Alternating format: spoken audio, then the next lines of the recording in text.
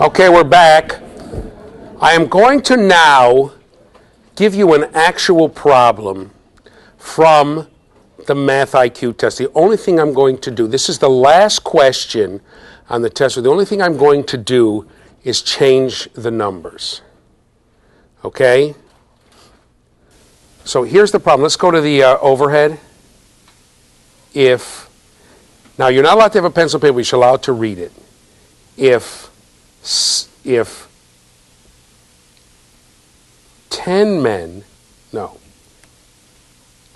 if one man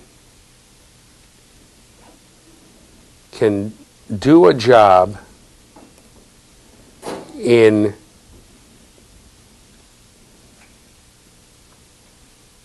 8 hours, comma, how many men could do the job in half an hour? Okay? Here, let me try this. Okay. If one man, I just learned how to do it, can do a job in I screwed up. Can do a job in 8 hours, right? How many men can do it in half an hour? Okay, let's get back to blank. Okay, so what do you get? Okay, so the answer is 16, right? Okay, I made it a little easier than the regular one. Because 8 men could do it in an hour. So 16 men could do it in half an hour, right? Right? Okay, so let's keep going. So 16 men could do the job in half an hour. Who has a calculator? Who has a calculator? Anybody? Yeah. Oh, here we go. Okay? So that means, let's say it's a 4-hour, okay? So 16, I mean, I made this much easier, but it's the same principle. Can do it in half an hour. Okay, in 30 minutes, okay? So that would mean that 32 men could do the job in 15 minutes. Right? How much is 32 times 15?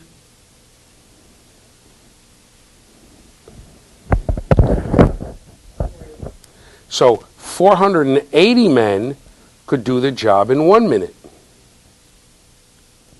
Okay? Let's say it's painting a room. Let's say it's painting a room. Okay? And how much is 480 times 60?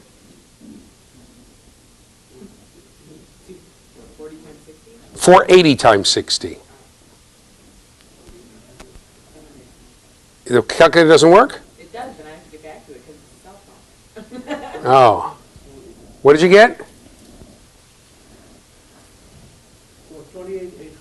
Yeah, 28,800. And 28,800 men could do the job in 1 second. Right?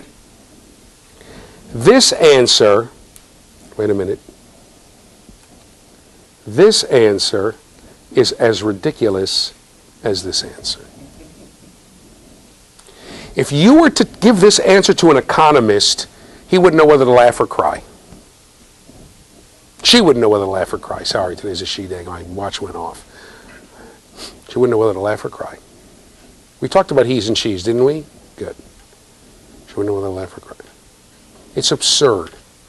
Do you really think if one person can wash a car,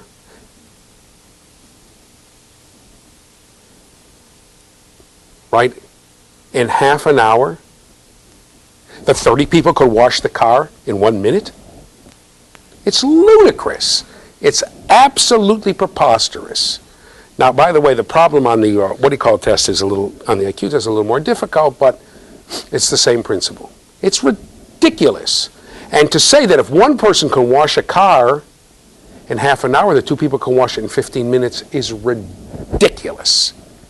You have double the supplies. If you do, you're sure they're not going to get in each other's way. Every economist knows that. If you make those kind of projections, that's a way to go broke, just like that. Oh, I'll double my machinery, double my workforce, I have double the output. Really? In the same space, are you sure? Are you sure? The answer is usually not. And as a matter of fact, there's even a curve. You know, you put in more people, your production goes up, and then it goes down again. And you don't know where.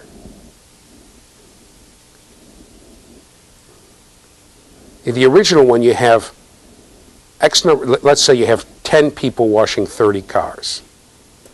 Well, you know very well, that if you start with that, the minute you get more than 30 people, you're going to have a whole different story here. You can say, well, let each one of them wash a car. Or do you have, right? It may even be faster. So you go along and wash all the right sides. You go along and all the left sides. Maybe they'll do it with less people, if you can set up an assembly line kind of a thing. Just that straight prediction is ridiculous. Ridiculous. Yet it's in there. Don't think too much. Don't think too much. There are a lot of questions that are ridiculous, like what does the orange cost? You know, what do the oranges cost, or whatever you're buying?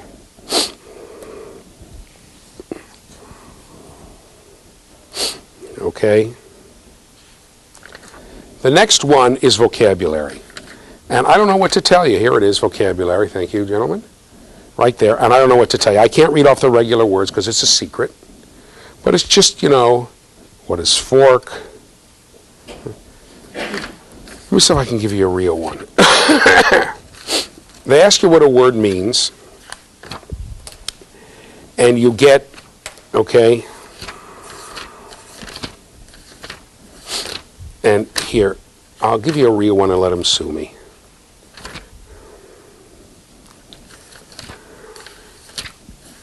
Some of you may have thought, how are a radio and a DVD the same? Maybe that does get to logic, right?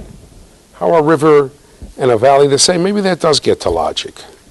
Maybe it does and maybe it doesn't. So for instance, one regular word is, okay?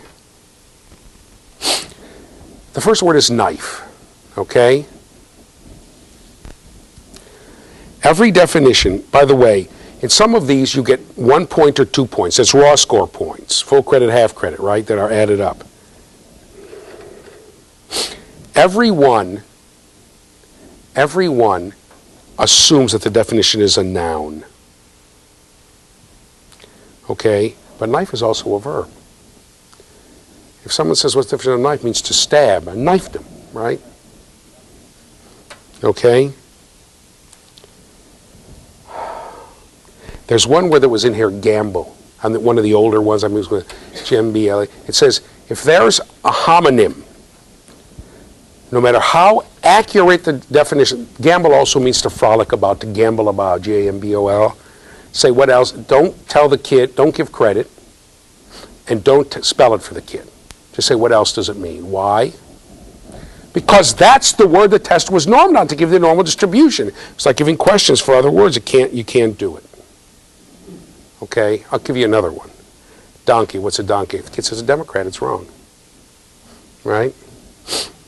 These are words that are no longer on there, etc., etc. And the truth is that in English there are a lot of words. There are a lot of words that have several different meanings. Well, what does this mean? What does that mean? What does this mean? What does that mean? What does this mean? What does that mean? Is that a sign of your intelligence? Anybody think so? They already know. By the way, they're not stupid. They don't say if English is not the kid's native language, don't use it. If the kid didn't go to school in English, don't use it, right? Etc. The next one is comprehension. Okay?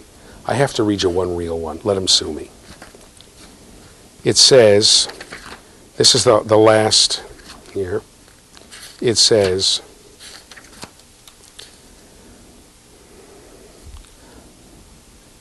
what should you do if you see thick smoke coming from the window of your neighbor's house?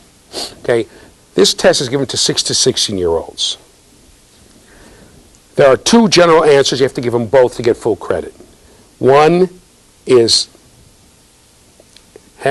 have the fire department or police notified. Okay, the other one is perform some action till the firemen arrive. Check to see if there's really a fire.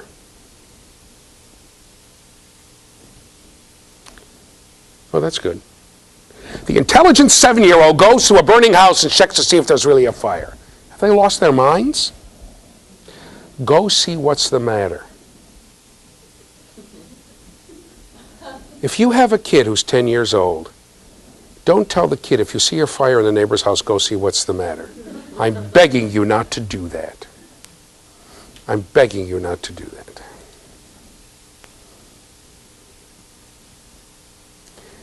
If the kid says, tell my mommy, tell my mother, there's a cue, it means you can ask a question. What? The kid says, I don't know. Who's more intelligent? Then there's no credit. There's no credit. The kid who goes to see if there's a fire, the kid who says, I better go tell my mother.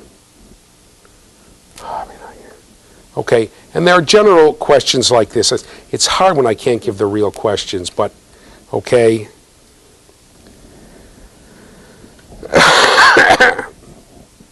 Why should you tell the truth? What are reasons that we need state officials? Why are hardcover books better than paperback books? I'm making these up, but they're very close. I'll give you another one. Well, never mind. Why are synthetics used in making clothing? I got to give you one more real one. I've been watching this thing for 20 years. I can't figure it out. This is the last one. What are the advantages of having senators and congressmen?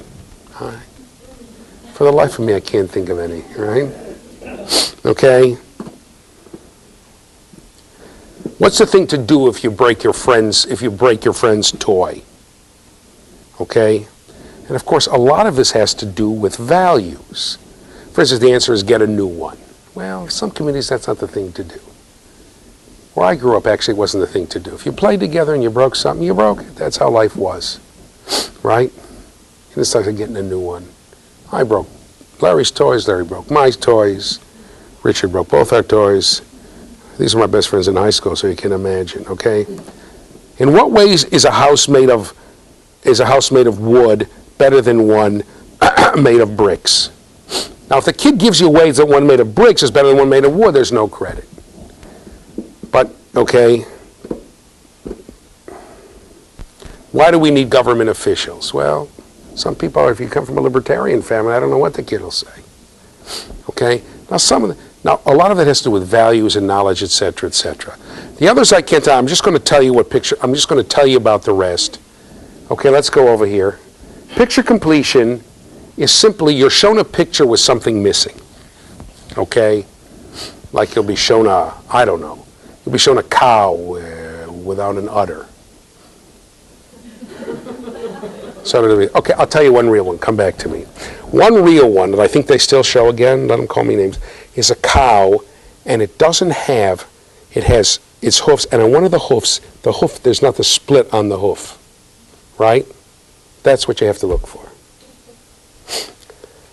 Well, when I was doing some practice testing in schools, not for this, for Piagetian testing, and the school I went to Catholic schools for a while, but the problem, I had a friend who was a principal at Catholic school, but finally I muscled my way into a Jewish school. One of my kids went, because they were the only school I had that had kids from 3 years old up to seniors in high school. The Catholic school didn't have preschool. It was the only one I could find. And I knew the principal, and we were friends, so I muscled my way in there. And I showed that picture to the kids. Now, an animal to be kosher, you know about kosher laws? What an animal, the Bible tells you animals that you're allowed to consume and all those things. It has to have a cloven hoof, split hoofs, and chew its cud. Okay, that's why a pig is not kosher. Okay, it doesn't chew its cud. Okay.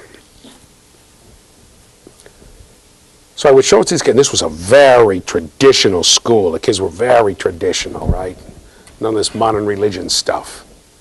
So the kids look at it, and the kids from age 5, and that was a hard one, right? I'd show it to 5-year-olds, and they go, hey, that cow's not kosher, right? They would look right at it. They'd look right at the feet to see, right? Because that's what they were learning. Hey, right? You'll have things like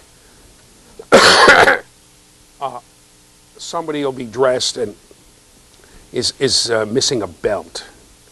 Okay, you have a feature like somebody is.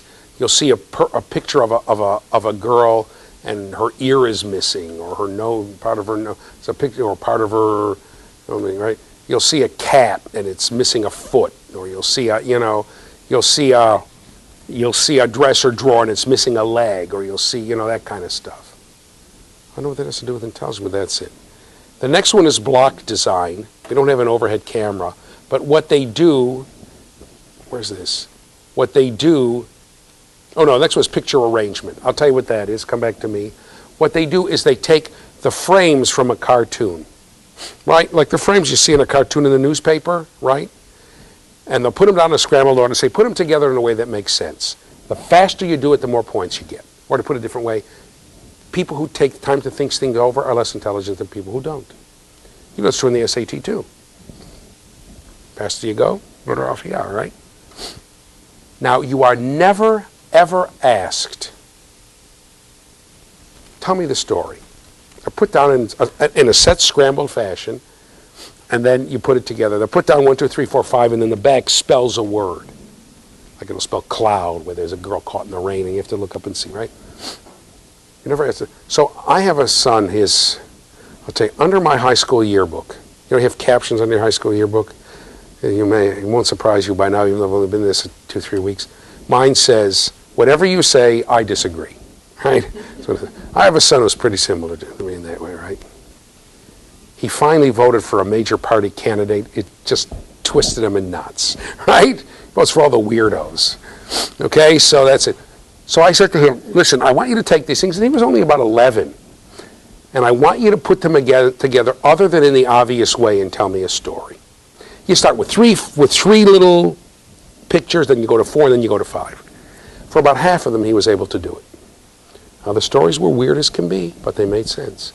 But you're never asked, explain to me why. How do you know? How did you get your answer? It's just the answer, and that's it.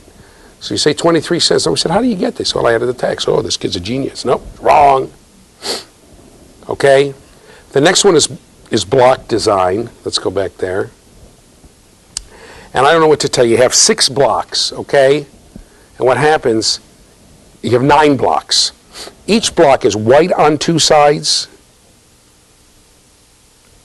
Block has 6 sides, right? White on 2 sides, red on 2 sides, and has a diagonal down the middle on 2 sides, red on one side, white on the other. And you're shown pictures, then you're shown patterns, and you have to make the patterns. And at first, they actually have lines drawn in so you can see the 4 blocks, and they take the lines away. And then they go to 6 blocks, finally they go to 9 blocks. Some of them are just... I wish I could show, I wish we had an overhead camera. One of them, I took it to the same school. It looks startlingly like a swastika. And I took it to that school, and a bunch of the older kids went like that. I'm not making that, right? It's the weirdest thing. I don't know how they did that, but they just... Okay? So... Now, this, by the way, people know what this tests. In other words, you have to be able to take the thing and break it down into its blocks. Matter of fact, I'm horrible at that. Finally, I had one person say to me, just draw the lines in your head. And I went from horrible to, right? But everybody knows what this is about, okay? This is a test of what's called field dependence and independence, or field independence and field sensitivity. Field independent people are not bothered by the pattern. They can break the thing down to its parts. What they call field dependent or field sensitive people see things as a whole, right? And they don't see things in the part. Interestingly enough, people like that, it's interesting. So for instance, if you go into and give tests to people in a psychology department, the statisticians will tend to be very field independent. The people who are the therapists, particularly people like group therapy, getting the sense of the group, they'll be field sensitive. And And and it has no difference about your reasoning ability. It's just the way you sort of prefer to look at things. It's a very interesting field of study. It was studied for a long time. Of course, what happened, I got to tell you something else about tests. What happened is that they said it was good to be field independent. So they gave the test all over. Sure enough, it turned out Mexican Americans were field dependent. Later changed to field sensitive. Well, as you can imagine, all hell broke loose, right? So there's two guys, Ramirez particularly, and he did with Castellano for a while, but this guy Ramirez went and did all this research and found out that field-sensitive people, in fact, are better in group situations, et cetera, but I promise you, if we took a test and we call it a test of poopa-dupanation, and it's very good, the higher a poopa-duper you are, the better off you are, and we took 100 tests at random, and from those tests, we took 10 questions each at random. So we had 100 questions of poopa-dupinating. There were all kinds of stuff, and we gave it, high poopa-duper, low poopa-duper. I promise you there would be some ethnic group or some that would be lower than average, and then all hell would break loose. We're discriminating against us, this poopa-duper is no good. It just happens, nobody knows why. Okay, you know, you can, cultural reasons, etc. Matter of fact, Ramirez said, look, if you come from a culture, particularly traditional culture, where you're trained to think in groups, okay, then you'll be much more field sensitive. As a matter of fact, what it turned out, it was that most of the people who lived on the borders. He went across the border into Mexico. Sure enough, he found the same thing.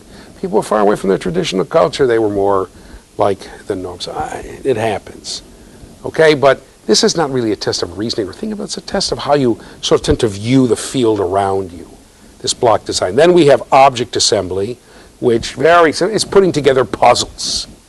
That's all. They cut the puzzles up into pieces, and so there are like 7 or 8 cuts, and the more cuts you get right, the more you get. And finally, there's coding. Coding works like this. I'll show you how coding works. Okay, just as an example. Okay, when you see this, I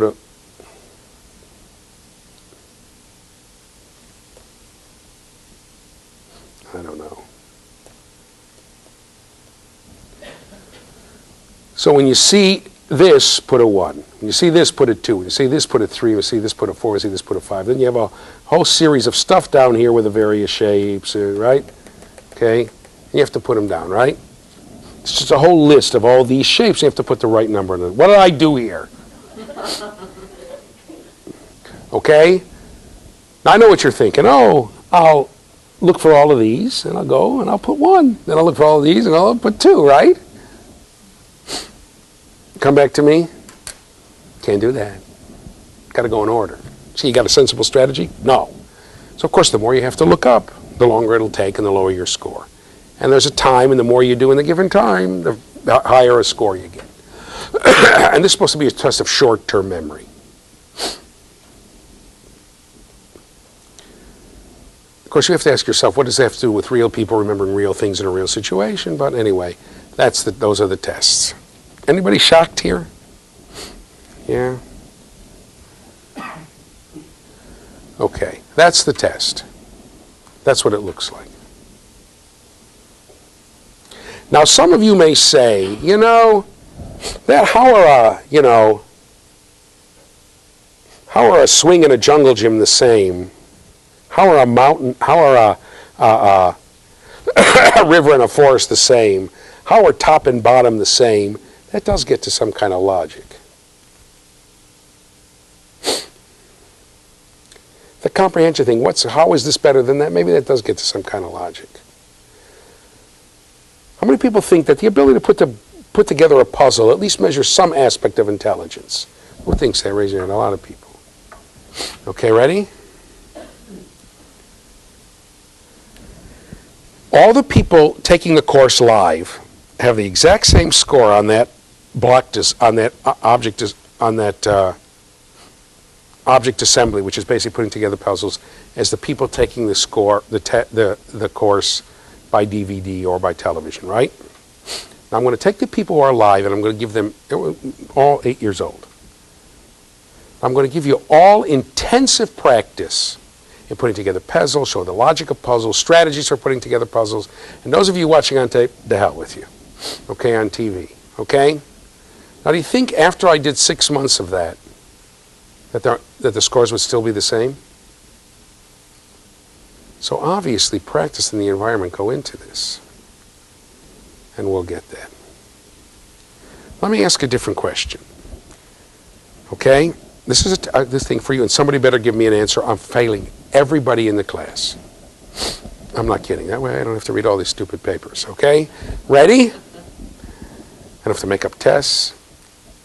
What would you put on a test? Remember, arithmetic is 1/5 of your verbal IQ. What would you put on a test of math intelligence or math aptitude that would be different from what we would put on a test of math achievement? I'm waiting. I'll just wait 2 more minutes. We'll cancel the film and I'll fail everybody. I don't care. I'm waiting. Uh-oh, we got an answer here. Somebody panicked. Go ahead. You would put multiple choice. Is that what you mean? No, but I mean, I'm going to say, look, this test clearly tests math ability, and this tests math achievement. So what would be different in the kinds of questions that I would ask on the 2 tests? What question would you ask on a test of math ability that you wouldn't ask on a question of math achievement? That wouldn't be an achievement test question. I think that both would be the same. Both would be the same. If I have math problems, I can say, well, yeah, he got it wrong and he got it right, but how the heck do I know what their math is?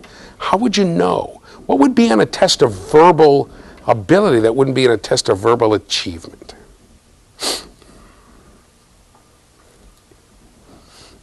You can say, well, the ability to learn words, but it becomes very difficult to separate it out.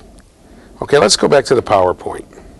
Okay, an examination of IQ tests reveals, 1, there are tests of achievements of various school-type tasks, at least not completely, but to a large extent. Okay? And they attempt to assess the quantitative number of correct answers a child gives compared to the norm for his or her age. Okay? Okay, so come back to me for a second. Let me pick on somebody. Let me pick on Amir. What the heck? He's got the whole thing. Bring your chair up here. Okay, I'm sitting with Amir.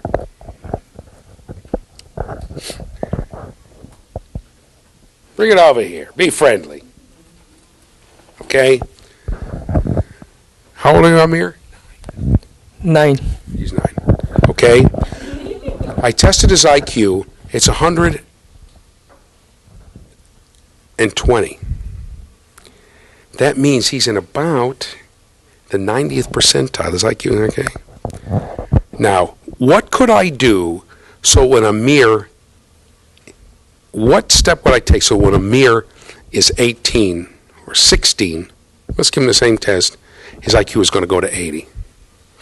Don't tell me Hev Lieberman is a teacher. Come on. What step could happen so that Amir's IQ is going into the dumper?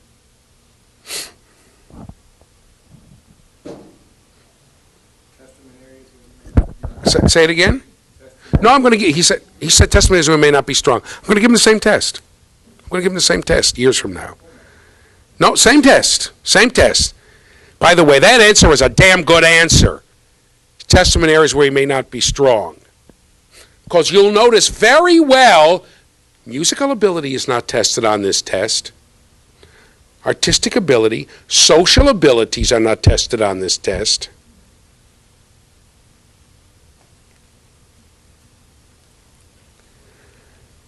Okay? This test has very limited things that it tests. And it's not even sure that what it's testing is real. If you know a whole bunch of words out of context, are you convinced that that's a good test of the person's verbal ability? Ability to read and write well? No, I'm not. What does this mean? What does that mean? What does this mean? What does that mean? We all know kids who memorize. If you've ever taught in middle school, who's ever taught English in middle school or high school? Yeah? You ever have the kids who memorize all the words of the vocabulary test and they can't use them to save their lives when it comes to writing? Ever happened to you? What? Comprehension? You don't have a microphone, do you? I'll have to translate for him. Comprehension? That never happened to you? Push it down, you have one. We don't use vocabulary tests in the program. So. Right. That's the Because new a lot program. of people have said, what are you, nuts? Just memorize a whole list of words. My wife, who's still forced to do it in middle school, the kids gripe all the time. She said, you got to use it in a sentence. And not only that, but you have to pick out 5 of the words and you have to use them in your next essay about whatever, your next story you write for me. Kids hate that. Well, I memorized it. Huh? You don't do that anymore, huh? I mean, are you sure that the ability to know what a bunch of words means really tells you? But on top of that's the problem, the context. Let's get back to Amir. He's 16 now. What happened? Yeah, go Can you ahead. change the amount of time that you're going to give him? No, I'm giving the same test. What's happened in Amir's life, in these last 7 years of Amir's life? What? What could happen? So I give him the arithmetic test, he does rotten. I give him the vocabulary test, he does rotten. Now he's 16, right? How old are you now, Amir? You just grew up. 16. 15, all right. 8 years, 5 years. Go ahead. Go ahead, you got it? Pull him out of school. Drops out of school. You going to say the same thing? Life circumstances. If he drops out of school, how the heck is he going to know what those words mean? You can see that the information, because I couldn't give the real ones, they get harder and harder, stuff you learn in school. If he drops out of high school, his IQ is going to go into the dumper. Right?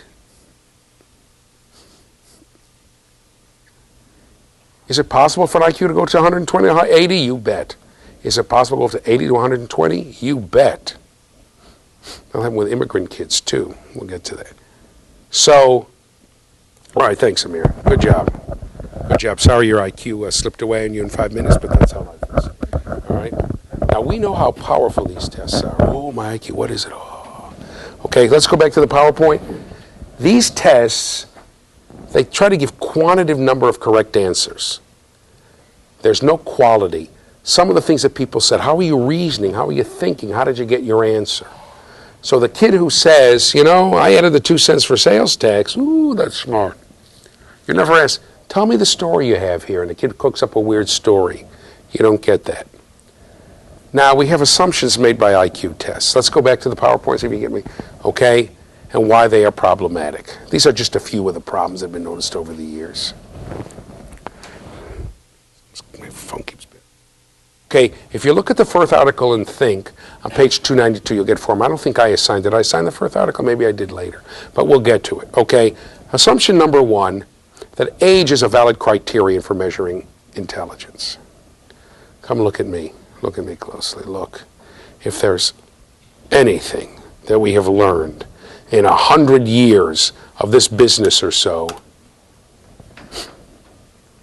okay, is that age is not a valid criterion for remembering anything. Let's go back to the PowerPoint.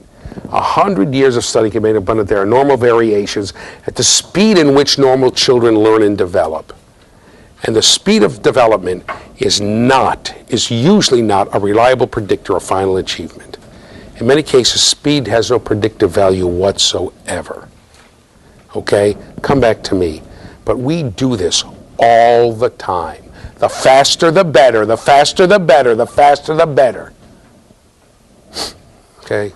My child could do multiplications at 7 years old. Big deal. My kid went into preschool doing multiplications. Big deal. My kid came out of the birth canal saying 7 times 7 is 49. Who cares? In utero, he would tap out the answers to me. Come on, will you please give me a break? My aunt once said to me, my kid, we'll get to this on Freud. He realized at some point it was very important for him to be toilet trained. For him to be toilet trained. He was 2. He's over 2 already. He's over 2. Nope, he's not going to do it. We get to Freud, you'll see why. I'm not going to do it. And he talked great. Diaper, he had a little stick, and he tied a rag to it. That was his, and he tied like a piece of diaper on it. That was his diaper flag. Diaper, diaper, where's my diaper? Give me diaper. He's walking around the house like this.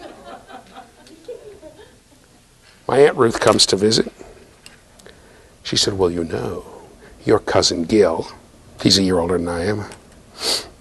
He's in the faculty of the University of Wisconsin. He'd kill me if I ever saw this tape. He said, your cousin Gil was toilet trained when he was 10 months old.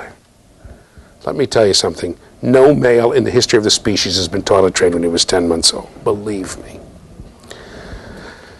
Takes place longer because of physiological growth. Anyway, and the number of girls is minuscule. Okay?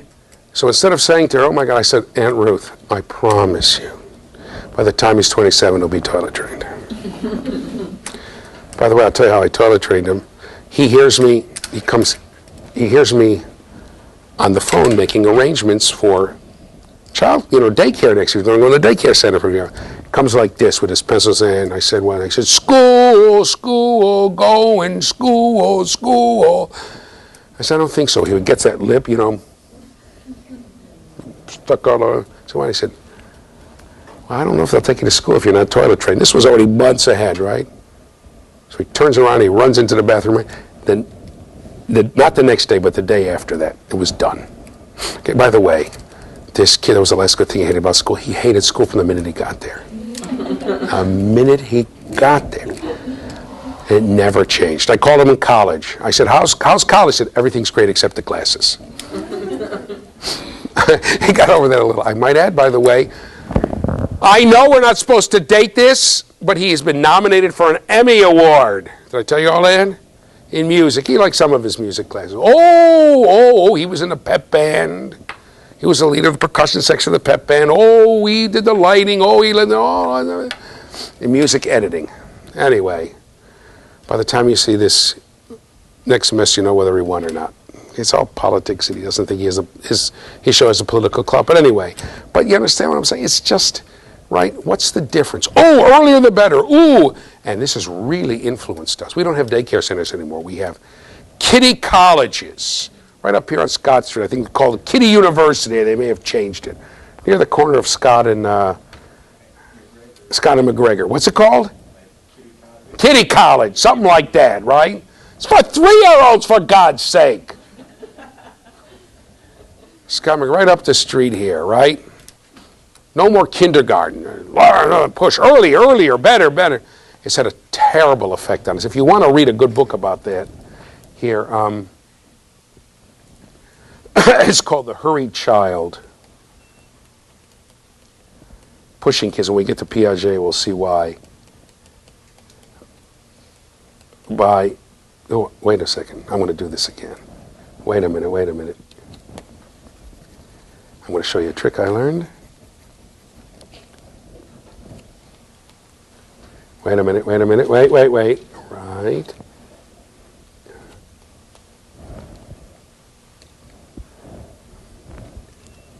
This is supposed to be in italics. It's not. The hurried child. Is that italic? Get rid of all this junk.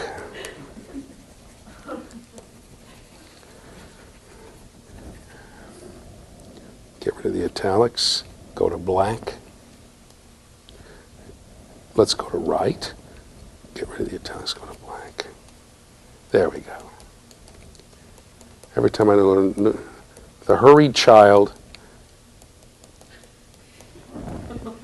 I don't know what that is. The Hurried Child by David Elkind.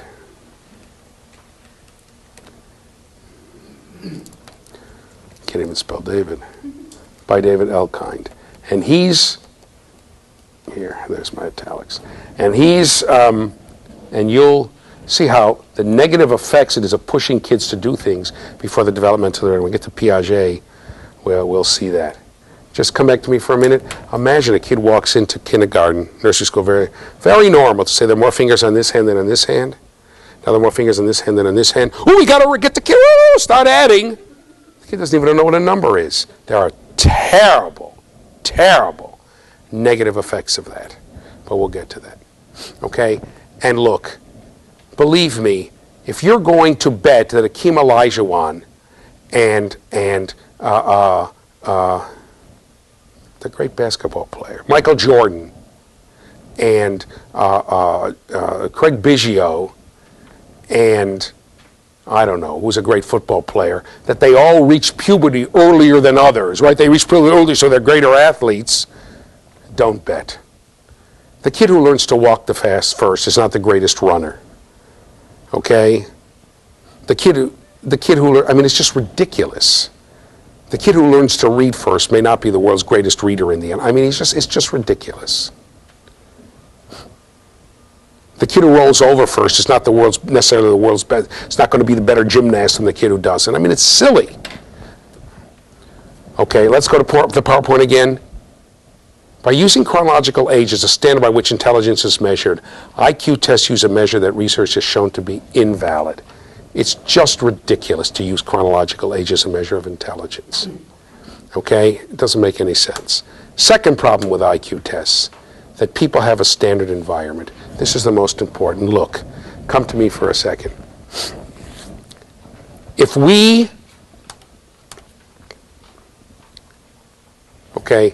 On what basis can I assume I've got everybody here who's 9 years old, everybody taking the course out there too is 9 years old, and I'm going to judge how big your vocabulary is, how well you know how well you can do math problems, how well you can do puzzles, how well you can figure out how these two things are alike. What do I have to assume if I'm going to say that this is all due to innate ability? The only thing I can possibly say is what? That this is due to what? That the difference is, if the differences are due to innate ability, what do I have to assume about what's been happening to you? That we all have the same prior knowledge. Yeah, that you've all had exactly the same experiences.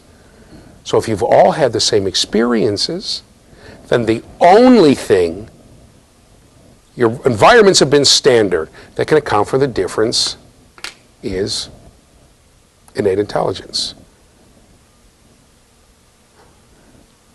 Do I need to say ludicrous, or you already figured it out? Let's go back to the PowerPoint. We've seen that many questions asking IQ's vocabulary, math problem, general knowledge, even the ability to put together puzzles, test learned knowledge. A kid who's never seen a puzzle is obviously not going to be able to put together a puzzle as well as a kid who hasn't. In order for these tests to be measures of innate ability, we have to assume that everyone has had equal exposure to the items on the test. Otherwise, you could say, well, it's due to different exposure. Okay? But we know that children's environments are not the same. They're not standard. Since this is obviously the case, how do we know whether a child's answers reflect innate ability or the amount of exposure that he or she has had to items on the test? In fact, it is probably impossible to sort out how much knowledge a child has is due to environment, how much is due to heredity. How can you possibly sort that out? Okay, let's go. Okay? So I can have two kids, okay? Let's take two different kids. Tell me your name. Quinita. Quinina, right? She told me already, and she told me too. Allison. And Allison. I do the test, and I find that Allison, the same exact days, their birthdays are the same day, that Allison does better on the math part than Quinina. I can say, well. But I happen to know both their personal histories. Right? Alice's father is a math professor. He's been doing that stuff with her for a million years. And her mother's a CPA. They've been doing numbers for a million years. In fact, Quinina's innate ability is better. If she had the same environment, she'd get a higher score. Well, how am I ever going to know something like that? Right? And Quinina is Lieberman's kid. Every time you say math, he goes, and she never gets anything done, right? I do, by the way. Okay? So, how are you going to know? You can never, ever know that. Okay, let's go back to the PowerPoint.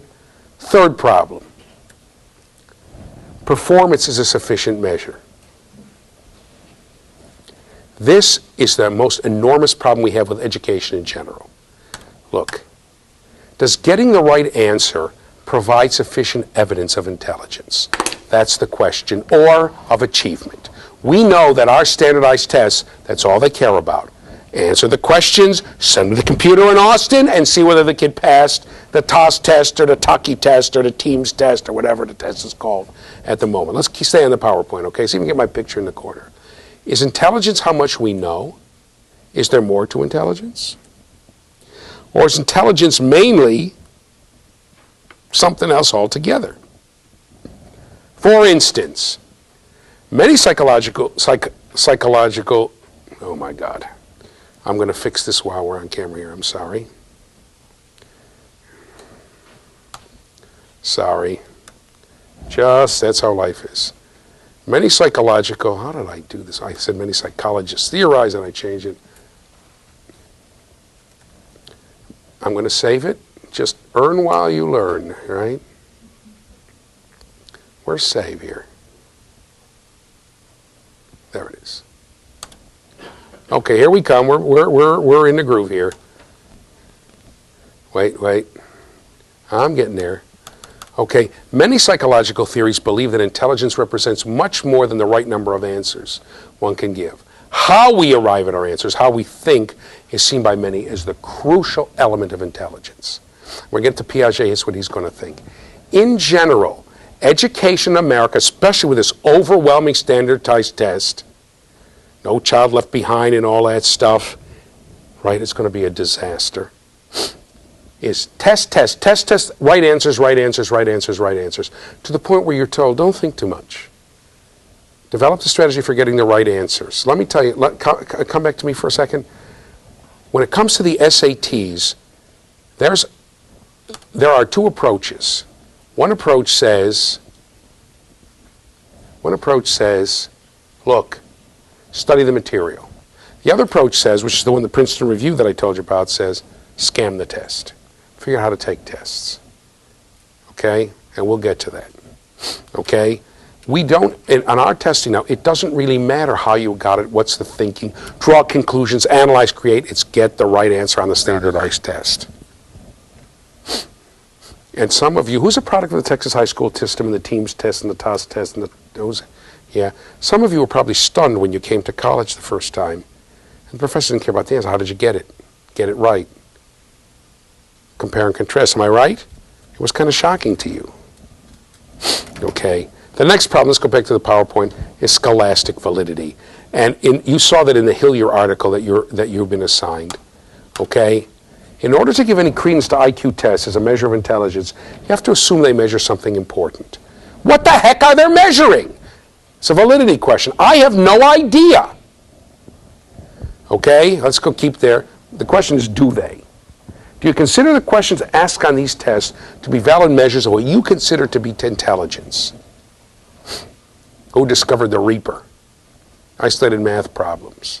Putting together block designs. Seeing a picture of a toad and knowing that a left nostril is missing or that two warts are missing. I'm not kidding, that's what it is. Seeing a picture of a hairbrush and knowing that some of the bristles are missing. It's not exactly like that, but it's damn close. Okay, let's go back here. If the answer to that is no, then you have serious reservations about the validity of these tests, what they measure. You have serious doubts of whether these tests measure what you mean by intelligence. Remember that when you're teaching or whatever else you're doing. Okay, next problem. That the measures are sufficiently complete. Stay here, okay? If we say that these tests measure intelligence, then they ought to measure everything that goes into intelligence. Do they? Or there are other things, music, art, social skills, decision-making abilities, etc. Come back to me, I'll give you an example. Okay. We have someone who is a math genius. Okay? Decides to go into accounting. He has a 4.0 in all accounting courses and gets the highest grade ever, score ever, on the test, in the accounting test, CPA test. Okay? Ever. Goes into the accounting firm. He's hired by this prestigious accounting firm. He goes in. By the way, this happens. I'm exaggerating a little, but not too much. And the person says, well, let me show you how this works, and I like your opinion. The person sits down and says, well, the boss of the firm says, what do you think? The person says, who set up these accounting procedures? Well, I said, well, you're an idiot. I can't believe that someone who head of a firm can put in such terrible accounting procedures. Let me show you what's wrong and why this is the most moronic business I have ever seen in my life. I don't think that person's going to get the job. That's a lack of what's called social intelligence, right? There are some tests that measure that. Something called behavioral intelligence, usually social intelligence. How much do you know, right? There's an article that you were assigned to read by Gardner. Gardner talked about what he called interpersonal intelligence. That's what he called. The ability to understand what to do, right? Do you ever know a person who can come to you and have real insights into other people? That's interpersonal intelligence too. But that, on the other hand, there are people like that, but they're so destructive. They don't see what is the matter with you? A person will come up to you and say, you know, you're really not happy in this. You ever have somebody tell you that? I once had a friend tell me in high school, I'll give you my own example. Comes to me, my friend Billy. This was in middle school. He was my best friend. He pushes me under the stairs and says, you know, Karen, what are you chasing her for? She's got a crush on Kenny. You're wasting your time and your money. Forget it. He was right. I didn't see it, but he was right. No, my other friends didn't see it. He saw it right away, and he was right. I learned it the hard way, but he was right. But he would, when it came to him, through high school, and the things he did, dating and courting, all that stuff, he could see it in everyone else. For himself, he was an idiot. I came and said, Billy, you just got a job and all of a sudden so-and-so likes you? It's the money. No. He just couldn't see it. And he made the stupidest decision. Finally, I lost track of him. I heard he's a lawyer, a big shot lawyer. He figured something out, right? He was a big shot lawyer, but he's a successful lawyer. And he was, right? He had no intrapersonal intelligence. We would study together, 3 or 4 of us, and he could spot the weaknesses that we all had and what to concentrate on for himself. 4 of us studied together for chemistry. Boy, did he help me. He got the worst grade of the 4 of us. He couldn't see it in himself. Gardner calls it intrapersonal intelligence. Musical ability, art. I don't know how Duke Ellington would do on this IQ test. No, frankly, I don't care. Guy's a musical genius, obviously, right? Some other stuff. You know Muhammad Ali? I'm gonna live to remember. That guy, he did lousy in school, I'll tell you this. But he could think on his feet, his ability. People would prepare for the encounters with him and the weigh-in and all this stuff, right? Because he'd start to zing. People would prepare to zing him back. They'd get in the ring like this. He had him so intimidated. Float like a butterfly, sting like a bee. You know this thing that he called rope-a-dope? He had this thing called rope-a-dope. Matter of fact, if you saw the Black Knight, anybody see that movie? With what's his name, Martin? He had this technique he called rope-a-dope, where he'd get on the ropes and he'd let you hit him and seem to coming in, right? And you'd wear yourself down and he'd come out and pound the hell out of you. Call it rope-a-dope. You're a dope if you do that, if you come to me and do that, right? Because he was so fast, he could do that. So people would come, and they're coming at him, and they got him in a corner, they're hitting on him. All of a sudden, they weren't sure. He had him completely intimidated. Great interpersonal skills. Come on. You're right. They think maybe it's a rope-a-dope. They back off, and he'd recover, and he'd come out and beat him, right? But his ability to talk, his way with words, his ability, just magnificent. Even though he probably didn't do too well. I think he dropped out of school. Unfortunately, when it came to a prepared script, he couldn't act. It was too bad. I'll tell you about that different. All kinds of skills, musical skills, dance skills, the ability to see things, right? The ability to put stuff together. That son of mine who's in the music, right? There was a machine that you had to hook up to another machine for music. Music's all machines now, Pro Tools, all these other machines. And you couldn't hook it up properly without voiding the warranty on another machine. He figured out how to do it. He just did it. One of the company who made the machine said, we'll pay you $1,000 to show us how to do it. He said, no, send the customers to me. So we got 4 customers, showed him how to do it. By that time, everybody figured it out. So it came out even $1,000, right? But it was, he can see it with machines. He has this tremendous mechanical ability with machines.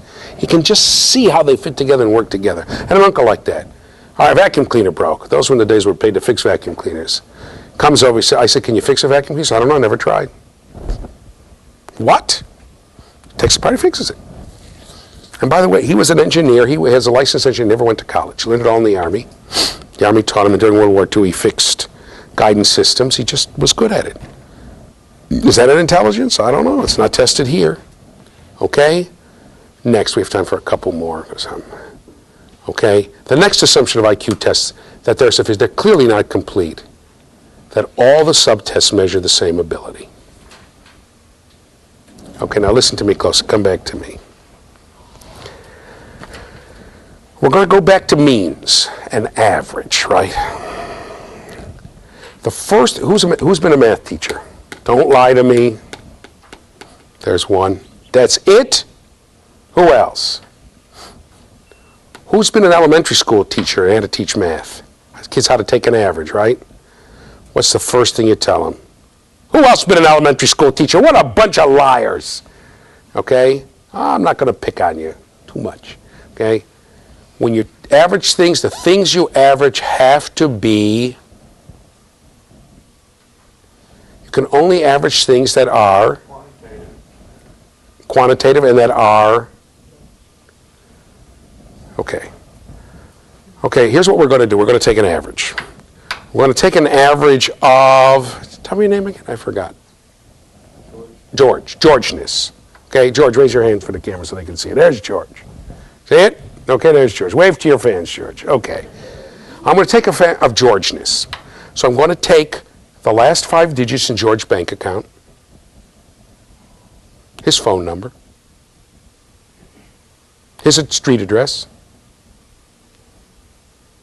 the number of miles he drives in a year. You drive? No. Doesn't drive. Okay? He doesn't drive. Okay. Number of miles he travels in a car in a year. That's even better. Okay? Okay? How many hairs there are in his head? Okay? I'm going to average them all together. I'm going to get a number of Georgeness. Right? That number, in case you didn't notice, is ridiculous. When you average things, you have to average things that are alike, right? The average of 5 apples and 4 apples and 9 apples is 5 and 4 is 9 is 18. 6 apples, right? Man, it came out even. I'm shocked. The average of 3 pears and 4 bananas, and I better do it. 3 pears and 4 apples and 5 peaches is 4 fruits. But the average of the date and the year and how many hours you sleep is nothing. It's just ridiculous. You can't have a number like that, right? It's preposterous. Things have to be alike to average them. And remember, in order to get IQ, you have to get an average and the standard deviation. You have to average all the answers. So this means, let's go back to the PowerPoint, that all the subtests are measuring the same thing. Otherwise, you can't average them together. Whoops, sorry. 5th grade math. We can only average items that are alike. Averages of unrelated items have no meaning. That Georgeness, the number comes out 17,422. Doesn't mean a damn thing. 17,422 what? Say, well, the average is 6 apples, 4 fruits. My Georgeness number, by the way, I can keep going on. I can do Georgeness for everybody. Can take all of you, your address and your bank account numbers, how many miles you drive a year, and how many miles you ride in a car a year. I can get everybody's Georges. His is 17,222. The next person's is 8,456 because he walks all the time. The next person has a short street. The next person is 72,000. Oh, George has more Georgeness than remember your name? Boris, right? And less Georgeness than Blanca. But what is it? What do these numbers mean? 32,617 what? 8,914 what? I don't know. If your IQ is 111 what? I can take the average height in people here, and I can get it to come out 56. 56 what? 56 inches. Okay? Let's go back here. In order to, let's go back to the, so, therefore, if we're going to average the scores a person receives on all these, your math test, your vocabulary test, your puzzles test, your how are these things alike test, your make designs from blocks test, we have to assume that they all measure the same thing. If the subtests measure different things, it makes no sense to average them in computer standard score. It's ridiculous. Do you think that the math, the vocabulary, the general knowledge, the test ability, a puzzle test, all measure the same ability?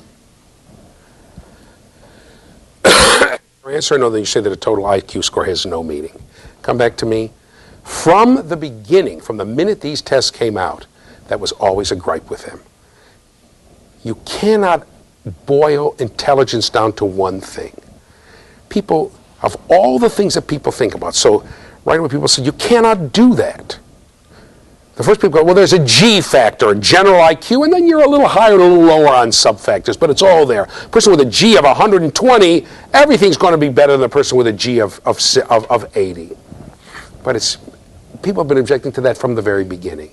Do you really think that all the different areas of ability, all the different things that people think about, all the different ways to do things and measure things and think about things,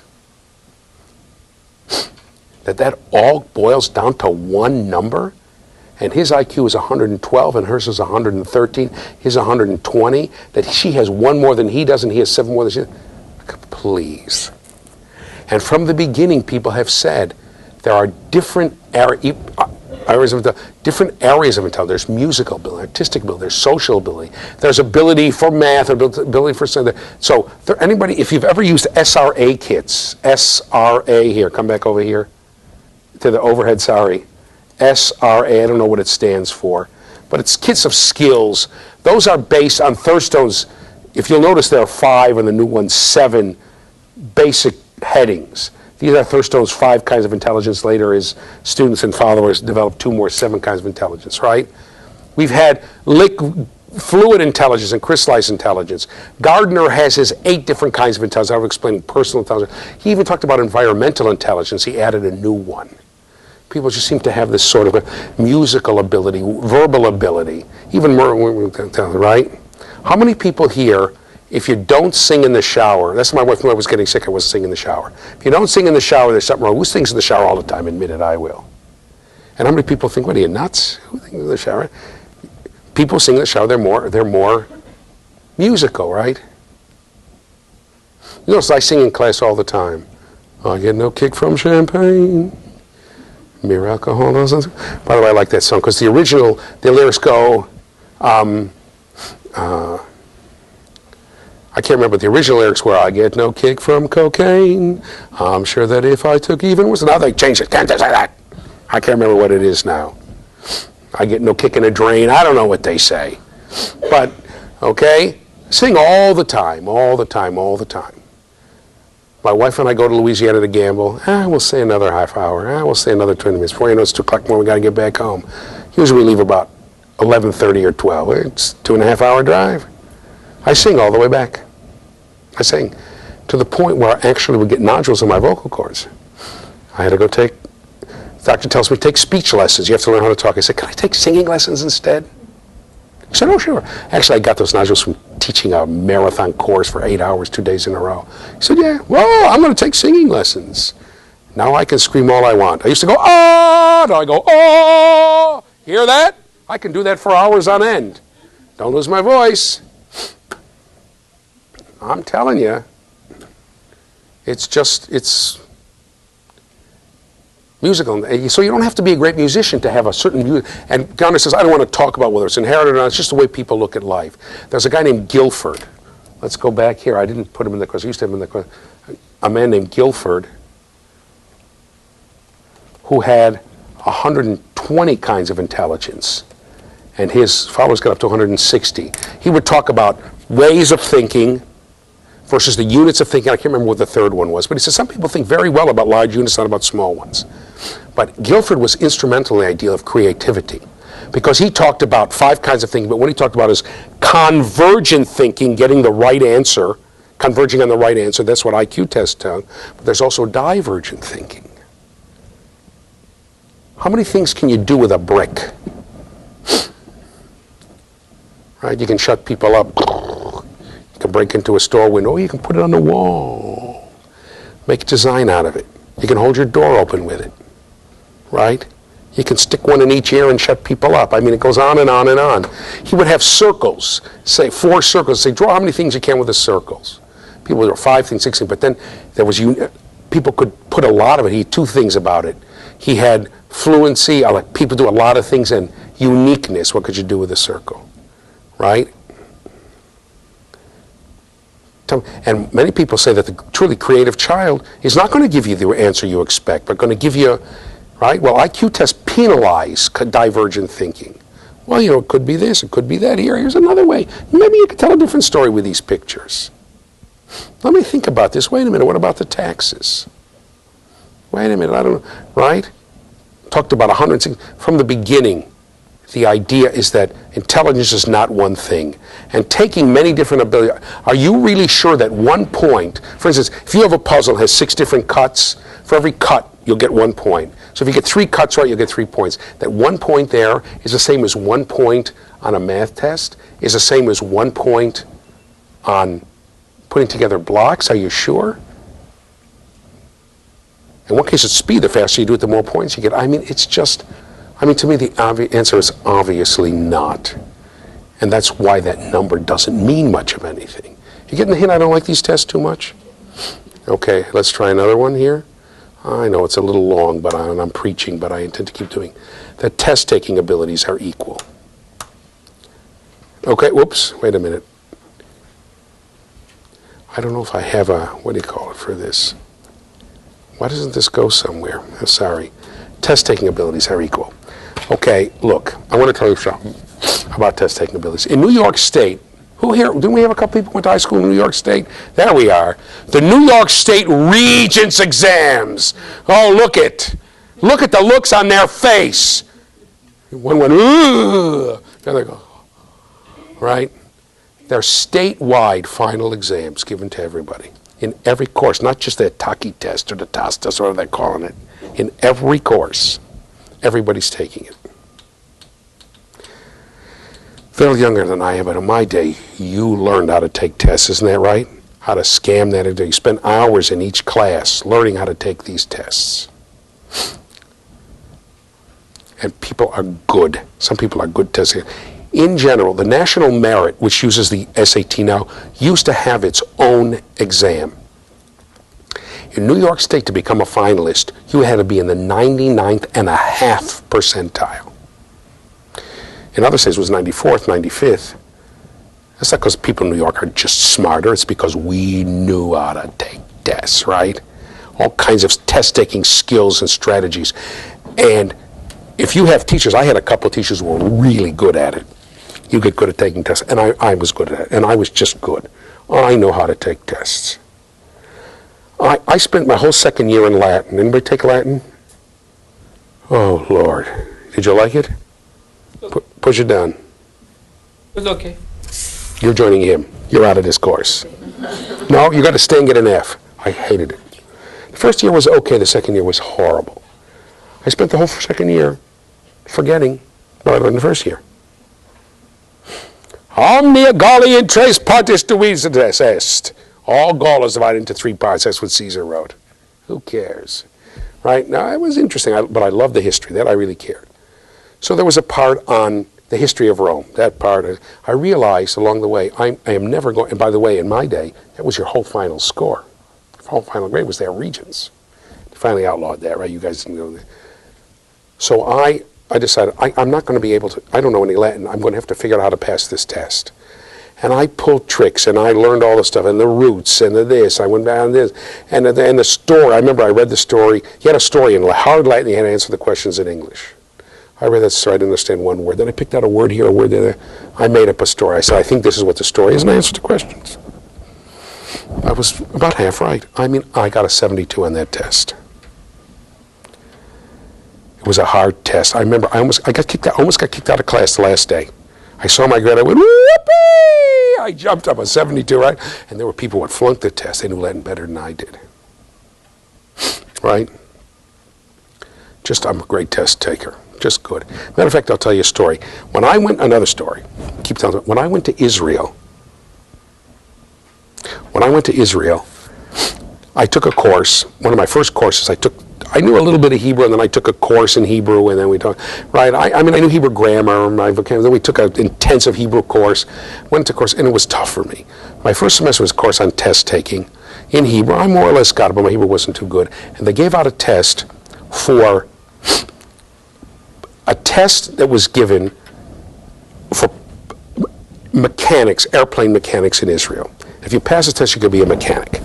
Now, at that time, and I guess still, this was right after the Six-Day War, and before the 73 War. Israel, the feeling was our entire Air Force is based, our entire security is based on this was right after the Six-Day War, when Israel, before the victory, was in a terrible panic. So, right, is based on our Air Force. The Air Force was what basically let Israel win the war. And one of the things is turnarounds on the airplanes. Right? The airplanes are always in tip-top shape. They come down. I mean, you really have to be good. So this was a test given to him. Now, admittedly, the guy passed it out as an example of a rotten test. What a terrible test it was. At the end of that, 3 people in that class, there were about 80 people in that class, qualified as airplane mechanics. You had first grade, second grade, and third grade. Right? First is the top. 2 qualified as first grade airplane mechanics. In Israel, you go to the Army before you go to college. And that's what they were. They were mechanics in the Air Force. And that's how they do it. And me. I qualified as a third grade mechanic, and I told the professor the damn thing had been in English, or if I knew Hebrew better, I would have qualified as second. He said, I have no doubt. Now, the test was a terrible test. Like it said, in order to fix the Hotzenputzer in the airplane, you have to use a plane, a screwdriver, or a zinger-zanger. I didn't know it was going to 12 questions later, it says, when the zinger-zanger falls into the Hotzenputzer, here's how you get it out. How do you get it out? So I go, put Hotzenputzer for the answer, right? But the Israelis couldn't do it. It was all sitting there. I'm really, really good at taking tests. I can pass tests I don't know anything about. Just give me a little hint, right? Some people are terrible at taking tests. There's even class discrimination on tests. When tests are given, they're given much more stringently, usually in poor neighborhoods and rich neighborhoods, middle-class neighborhoods. So for a middle-class kid, poor kids, this is a well-known phenomenon, comes and says, is this the right answer to the test? Do the test, do the best you can. A middle-class kid will often ask the tester, is this the right answer? Teacher's more apt to say, I think you're on the right track, or you better think again. Won't give the answer, but gives a hint, right? So test-taking abilities are not easy. There's even a whole concept called, let's go to here, called test wiseness. I see why I keep doing that. Test wiseness. Or sometimes test sophistication. Test sophistication. Which is the ability to take tests. And there's a whole literature on this. And so it assumes, and sometimes they'll be there with a test and go, click, click, click, click, click, I'm timing you because the faster you're better. How many people here, when you're timed, it makes you go better? You do better. By the way, I do. How many people here, when you're timed, you absolutely freak out? And how many people, no, not everybody freaks out. How many people, if you are timed, you can't get anything right, you're gone. 3 or 4. How many people, the rest of you, obviously, who's somewhere in the middle? Who's more toward the, I can ignore it end? It bothers me a little bit, not too much. And how many people are toward the freaky end, right? There's some people, if they know they're being timed, you can ask them, what's your name? Wrong, they give you the wrong name, right? Aren't you like that? How much is 2 plus 2? Wait, let me think, right? If the clock is out. Well, all that makes a difference on the test. The IQ test is time. The people see the watch usually, right? Some people You go to, you get 5 in a row wrong. One of my sons, he got 2 in a row wrong. By the time he got it right, he began to get tear and upset. Because you keep going if it's wrong. Every time he got one wrong, other people, I don't care. I'll just answer as many as I can. All that makes a big difference. And tests that are supposed to test reality often don't. And there really is no research. Next week, we're going to talk about IQ, quote unquote, and race. And then we'll get to the whole question, right? Just let me give you a hint. These tests have been used to discriminate against every ethnic group in America that got here. Blacks and every ethnic group that got here after they were invented. All right, we'll talk about that next week. Let me write.